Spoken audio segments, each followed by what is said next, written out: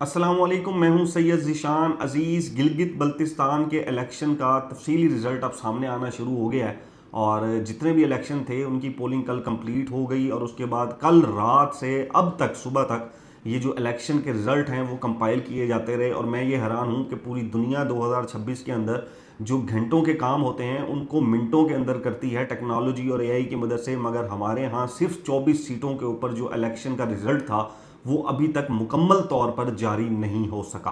अब इस इलेक्शन के मुताबिक पीपल्स पार्टी के पास गिलगित बल्तिस्तान में 10 सीटें मौजूद हैं। आज़ाद उम्मीदवार में जो हैं उन्होंने 7 सीटें जीती हैं। नून लीग ने 6 सीटें जीती हैं और ये जो मजलिस वाहदतुल मुस्लिमीन है इनके पास 1 सीट है।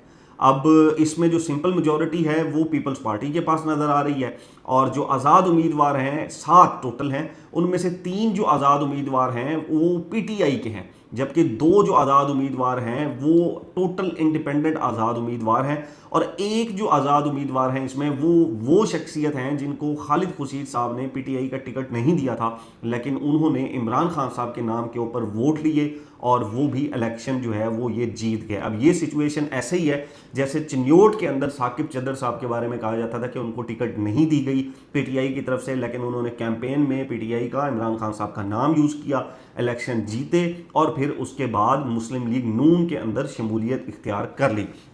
अब ये जो सीटें इस वक्त सामने आई हैं इसके ऊपर कल रात को पीटीआई की तरफ से पहले तो जश्न मनाया गया और ये ऐलान किया गया पीटीआई की जानिब से, सलमान अकरम राजा साहब की जानिब से भी, कि गालबन 15-16 सीटें हम जो हैं वो जीत चुके हैं और हमारे पास एक बड़ी जो है वो 2/3 मेजॉरिटी के साथ हम ये इलेक्शन विन कर चुके हैं और अब उसके बाद जो नताइज हैं वो बदलना शुरू हो चुके हैं।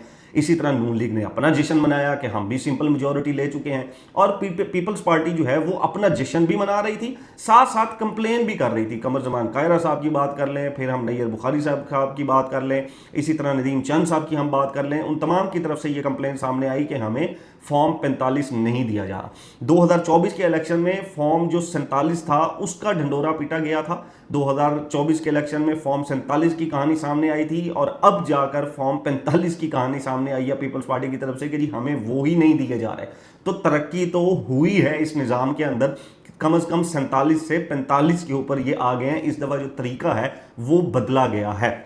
अब देखें कि पीपल्स पार्टी जो है वो 10 सीट्स उसके पास इस वक्त मौजूद हैं, 12 उनको टोटल सीट चाहिए और 12 सीट के बाद वो अपनी एक सिंपल मेजॉरिटी के साथ गवर्नमेंट बना सकते हैं, उनको पीएमएलएन की ज़रूरत नहीं पड़ेगी। ये जो मैंने आपको बताया था 7 लोग इंडिपेंडेंट हैं, इनमें से 3 पीटीआई के हैं, 2 टोटल इंडिपेंडेंट हैं, तो अगर पीपल्स पार्टी इनको मिलाने में 7 जो है वो कामयाब हो जाती है तो ये भी पीपल्स पार्टी सिंपल मेजॉरिटी बना लेगी अपनी और नून लीग की जरूरत नहीं पड़ेगी। अदरवाइज नून लीग के पास और कोई रास्ता भी नहीं है और नून लीग को पीपल्स पार्टी के साथ वैसे ही बैठना पड़ेगा। तो ये कोई 17-18 के लगभग सीटें जाकर बनेंगी पीपल्स पार्टी, नून लीग और आज़ाद उम्मीदवारों की, और ये लोग वहां पर अपनी हुकूमत बना लेंगे। 3 जून 2026 को ये इलेक्शन से, यानी कि आप समझ लें 4 दिन पहले मैंने ये ट्वीट किया था और मैंने उसमें लिखा था कि गिलगित में 8 फरवरी दोहराकर पीपल्स पार्टी को खुश रखने और 28वीं तरमीम के लिए इलेक्शन पीपल्स पार्टी की झोली में डाला जाएगा। और ये मैंने 3 जून को ये ट्वीट मैंने किया था 12:10 के ऊपर। आप ये स्क्रीनशॉट भी देख रहे होंगे और आज का जो आप रिजल्ट देखते हैं वो आप देख लें कि पीपल्स पार्टी ही ये इलेक्शन जीत चुकी है। जो नताइज सामने आ रहे हैं, जो हमें दिखाया जा रहा है, उसके जो हकाइक जो हमें दिखाए जा रहे हैं, पीपल्स पार्टी ये इलेक्शन जीत चुकी है। अब एक चीज़ तो ये हो गई कि ये जो मियाँ साहब हैं उन्होंने जो गिलगित के लोगों से गिला शिकवा किया था कि मुझे क्यों निकाला, वो अब उनका गिला शिकवा जायज़ हो गया। गिलगित वाले लोगों ने उसको बड़ा सीरियस लिया और मियाँ साहब के इस शिकवे को उन्होंने हकीकत में बदलते हुए गिलगित से नून लीग को निकाल के बाहर फेंक दिया उन्होंने। और अब अगली दफ़ा जब मियाँ साहब वहाँ पर जाएंगे और मियाँ साहब जब वहाँ पर पूछेंगे कि मुझे क्यों निकाला, तो फिर शायद गिलगित वाले जवाब दे सकेंगे, क्योंकि बकौल नून लीग शेर शेर की हर जगह आवाज़ें थी। नून लीग को सबसे ज़्यादा वहाँ पर जो है वो फैसिलिटेट किया गया कैंपेन चलाने के लिए। इवन के मरियम नवाज साहिबा की क्लिनिक ऑन व्हील्स भी इलेक्शन की खिलाफ वर्जी करते हुए वहां पर पहुंची। मियाँ साहब ने वहां पर अपने भाई के नाम के ऊपर वादे किए और पीपल्स पार्टी के बिलावल भुट्टो साहब ने अपने वालिद साहब के नाम के ऊपर वहां पर वादे किए कि हम ये कर देंगे, हम वो कर देंगे, हम गिलगित को कराची बना देंगे। अब ये इलेक्शन के जो रिजल्ट है वो सामने आ गए हैं। अच्छा, इसके अंदर एक इंटरेस्टिंग बड़ा फॉर्म 47 मेरे नज़र से गुजरा और वो मैं आपके सामने रखता हूं जी। ये ऐसा फॉर्म 47 है कि इसके अंदर जो है, जो एक्चुअल उम्मीदवार थे उनको एक भी वोट नहीं पड़ा। यानी कि मैं इसके अंदर हैरान था कि ये फॉर्म 47 है और गिलगित 3 GBA 3, इसके अंदर एक उम्मीदवार थे मोहम्मद अमान और इनके वोट हैं 0। फिर आगे हैं मोहम्मद आरिफ, इनके वोट भी 0। मैं फिर हैं शुएब अख्तर, इनके वोट भी 0। मैं ये इस फॉर्म 47 के ऊपर इसलिए हैरान हूं कि क्या इन 3 लोगों ने खुद को वोट भी नहीं दिया? मतलब अपना वोट तो खुद को ये कास्ट कर सकते थे ना, खुद को भी इन्होंने वोट नहीं दिया। इनकी कोई बीवी, बहन, बेटी, मां, बाप, बहन, भाई, चचा, ताया, किसी ने इनको वोट नहीं दिया। ये 0 के ऊपर वहां पर मौजूद हैं। फिर इसके अंदर एक आफ्ताब हैदर साहब हैं, सॉरी, इसके अंदर एक अली अकबर साहब हैं। फिर उसके बाद इसके अंदर एक सईदुर रहमान साहब हैं, जमीयत उलमा इस्लाम पार्टी के। एक एक वोट उनको पड़ा। ये पिछले मैंने आपको बताया इनको 0 वोट पड़ा, यानी कि इन्होंने खुद को वोट नहीं दिया। और इनको एक एक वोट पड़ा, यानी कि इन्होंने सिर्फ खुद को वोट दिया। इसके अलावा इनके बहन, भाई, चचा, ताया, बाप, दादा, नाना, मामा, किसी कजन, मासड़, चाचड़, किसी ने इनको वोट नहीं दिया।